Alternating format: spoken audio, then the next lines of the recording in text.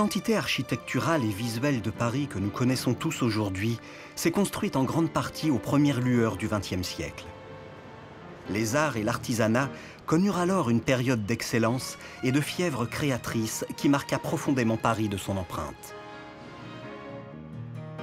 Ce style, nommé déjà à cette époque Art Nouveau, est présent dans tous les quartiers de la capitale, notamment par le biais d'un des plus célèbres monuments parisiens. Fréquenté par plus de 4 millions de personnes chaque jour, il représente le vestige le plus visible, le plus connu de l'Art Nouveau dans Paris. C'est le Métropolitain. Son arrivée à Paris en 1900 consacre l'entrée sur le devant de la scène publique du plus talentueux des architectes de l'Art Nouveau, Hector Guimard. Pour l'exposition universelle de 1900, on décide de construire le premier métro de Paris. Il y a une audace qui est recherchée. À l'époque, il est certainement important pour les décideurs de donner un cachet artistique à ces entrées de métro, parce que le métro utile, le métro fonctionnel, doit également être un enjeu politique, un enjeu emblématique au niveau de la rivalité entre les capitales occidentales. Au début, la municipalité souhaite mettre les usagers du métro à l'abri de la pluie.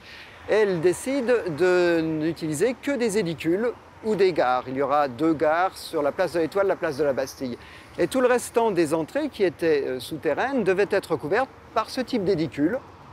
L'édicule est très largement vitré, avec des pannes de verre qui se relèvent de toutes parts et qui ont une longueur et même une inclinaison différente selon les endroits, ce qui donne un aspect mouvementé à la toiture qui la rapproche du monde animal.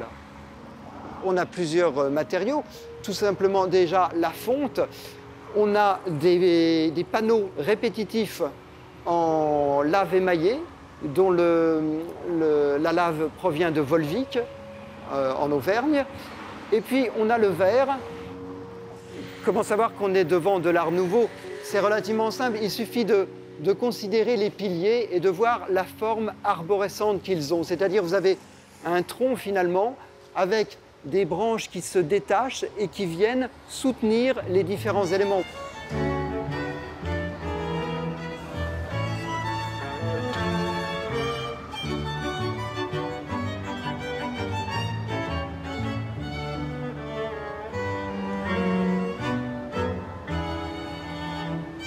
Jusque dans les années 1900. Les conseillers municipaux des beaux quartiers ont peur que la perspective des avenues ne soit troublée par ces grands édicules. Et donc, on va recourir majoritairement à des entourages découverts, qui sont ceux que tout le monde connaît, avec les écussons et le portique surmonté des 2 lampes.